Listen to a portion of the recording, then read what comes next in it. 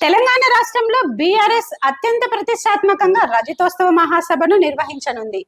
ఉమ్మడి వరంగల్, కరీంనగర్, మెదక్ జిల్లాల సరిహద్దు ప్రాంతమైన ఎల్కతుర్తిలో సభను నిర్వహించనుంది.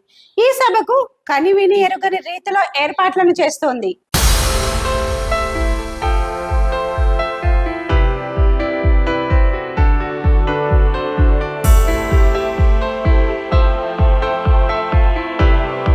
బీఆర్ఎస్ బహిరంగ సభను నిర్వహించడానికి 1213 ఎకరాల భూములను సేకరించింది. మొత్తం 159 ఎకరాలలో సభా ప్రాంగణాన్ని ఏర్పాటు చేసింది. 150 మంది కూర్చునే విధంగా భారీ బాహుబలి వేదికను నిర్మిస్తున్నారు. దాదాపు ఏర్పాట్లు 80% పూర్తయ్యాయి.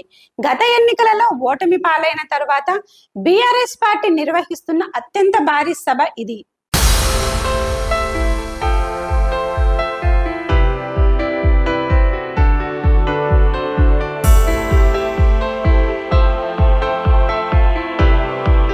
ఈ సభ ద్వారా తెలంగాణ రాష్ట్రంలో బీఆర్ఎస్ సత్తా ఏమిటో చూపించాలని పార్టీ శ్రేణులు భావిస్తున్నారు.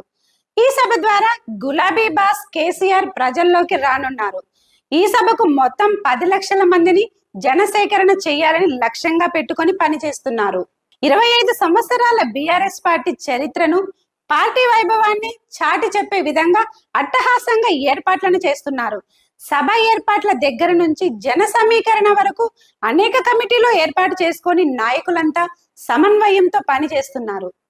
మొత్తం ఈ సభ నిర్వహించడానికి భారీ బడ్జెట్ ను కేటాయిస్తున్నట్లుగా పార్టీ శ్రేణులలో టాక్ వినిపిస్తోంది.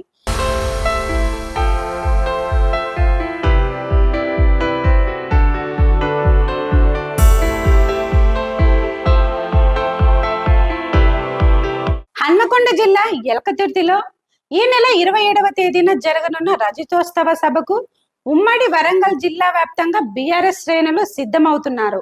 భారీ జన సమీకరణ చేయాలని ఇప్పటికే బీఆర్ఎస్ అధినేత కె చంద్రశేఖరరావు సూచనల నేపథ్యంలో క్షేత్రస్థాయిలో కార్యకర్తలు, ముఖ్య నాయకులతో సమావేశాలు నిర్వహిస్తూ జన సమీకరణకు పకడ్బందీగా పనిచేస్తున్నారు.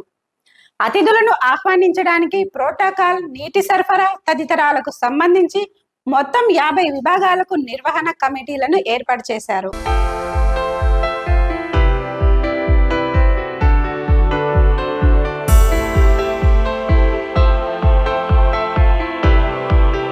బీఆర్ఎస్ నిర్వహిస్తున్న భారీ బహిరంగ సభకు ఇంటికి ఒకరు చొప్పున తరలి వచ్చేలా కార్యకర్తలు, నాయకులు పనిచేస్తున్నారు.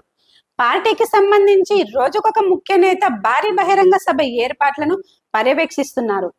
బీఆర్ఎస్ నేతలు ఎమ్మెల్సీ పోచంపల్లి శ్రీనివాస్ రెడ్డి, మాజీ ఎమ్మెల్యేలు దాశం వినయ్ భాస్కర్, పెద్ది సుదర్శన్ రెడ్డి, బడితెల సతీష్ కుమార్ వారిని సమన్వయం చేస్తూ ఏర్పాట్లలో నిమగ్నమయ్యారు.